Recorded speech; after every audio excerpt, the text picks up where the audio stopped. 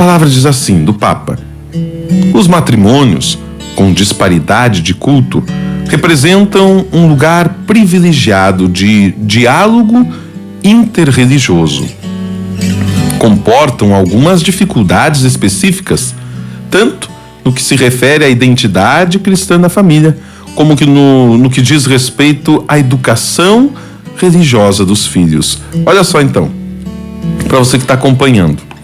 Nós falávamos ontem de casamento misto, lembrando do casamento entre cristãos, de uma pessoa católica e outro não católico. Também podemos falar, batizados e não batizados, né? Também podemos falar de matrimônio com disparidade de culto, que tem a ver, e nós até explicávamos ontem, a diferença entre religião e igrejas, ou denominações religiosas. Olha só, aqui nós falamos agora de diálogo interreligioso. É a possibilidade de estabelecermos uma conversa com pessoas de outras religiões, porque todas as religiões pregam o amor, todas as religiões pregam a paz. E não é diferente também, então, com a questão no matrimônio, quando se busca os mesmos objetivos. Por isso o Papa fala aqui que vai ter algumas dificuldades, tanto no que se refere à identidade, né, cristã da família, como o que diz respeito até à educação dos filhos.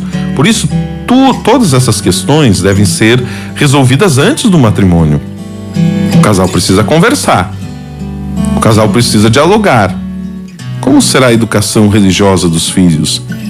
Você é muçulmano, o outro é católico.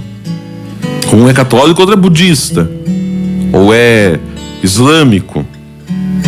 O número de famílias compostas por uniões conjugais com disparidade de culto em aumento nos territórios de missão, inclusive nos países de antiga tradição cristã, requer a urgência de promover um cuidado pastoral em conformidade com os diferentes contextos sociais e culturais. Então são duas realidades muito comuns aqui. Primeiro, os territórios de missão, quando muitos cristãos católicos vão para territórios não cristãos e não católicos, e ali vão para fazer uma missão, para levar a palavra, e lá então acabam vivendo esta experiência de uniões, que, é claro, nós sabemos, não são nada programadas, né? Vamos dizer assim, como que a gente pode mandar no coração? Se conhece, se tornam íntimos, vem a paixão, depois pode até se tornar um amor, mesmo não sendo da mesma religião. Esse cuidado, então, pastoral que o Papa está falando aqui, que é a forma como a igreja vai ajudar esses casais, vai depender muito, então, da questão social e também da questão cultural. Uma coisa é quando isso acontece aqui no Brasil, outra é quando acontece na África ou em outros países. A gente fala de África porque a gente sabe das questões culturais próprias da África, né? Em determinados países, onde a liberdade de religião não existe, o cônjuge cristão é obrigado a passar para outra religião para poder casar, e não lhe é permitido celebrar o matrimônio canônico em disparidade de culto, nem batizar os seus filhos. Então é uma realidade muito preocupante. Mas a pessoa que está num território que sabe que lá não tem liberdade religiosa, ele precisa ter noção de todas essas questões, do quanto que pode sofrer a partir dessa realidade. Casar, não vai poder se casar, não vai poder batizar os filhos, não vai poder educar na fé cristã. Então é necessário ter tudo isso em conta. Por conseguinte, diz então o Papa, devemos reiterar a necessidade de que a liberdade religiosa seja respeitada em relação a todos. Isso é importante. Falarmos de liberdade religiosa. Nós às vezes ficamos assustados um pouquinho com este tema aqui no nosso país, porque aqui nós temos uma liberdade religiosa. Você pode professar a fé que você quiser. Você não é obrigado pelo Estado a professar uma fé. Mas em outros países onde isso não existe, é algo realmente difícil. Você pode ser morto por rezar uma missa, por rezar um Pai Nosso, por ter uma imagem de um santo na casa. Então são questões impossíveis, impensáveis.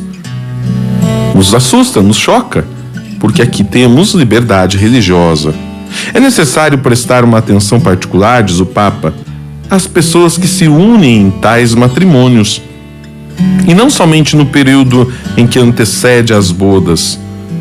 Desafios peculiares são enfrentados pelos casais e pelas famílias, nas quais um dos cônjuges é católico e o outro é não crente.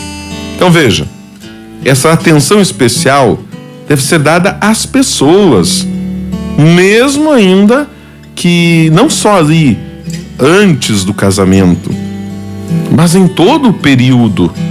É necessário um olhar maior, mais amplo, um cuidado maior. E aí o Papa traz então que essas dificuldades do casal também são dificuldades da família, que vão enfrentar quando um dos cônjuges não é uma pessoa de fé. Talvez, vamos dizer assim, talvez até um ateu. Ah, padre, eu estou namorando um ateu. O que o senhor acha? Bom, primeiro que não tem que achar nada, né? O relacionamento é teu. Mas tenha consciência de tudo que você pode vir a enfrentar depois do matrimônio. Porque em tempo de campanha, todo político parece bom, né? Assim também no pré-matrimonial, né? Todo mundo é bom. Mas e depois? Como que eu vou conviver com uma pessoa que não acredita em Deus? Eu preciso levar isso em conta. Eu preciso entender essa realidade. Como que eu vou batizar os meus filhos? Como que eu vou levá-los para a igreja? Então, todas essas questões precisam ser pensadas, debatidas com o cônjuge, com a pessoa. Nesses casos, diz o Papa, é necessário dar testemunho da capacidade que o Evangelho tem de se inserir em tais situações, de modo a tornar possível a educação para a fé cristã dos filhos. Então, dentro dessas realidades aqui, de perseguição religiosa, de falta de liberdade religiosa, como eu posso então fazer com que o Evangelho seja inserido nessas situações? Como será possível a educação para a fé cristã dos filhos? Tudo precisa ser pensado também, porque inclusive faz parte do propósito do matrimônio cristão católico.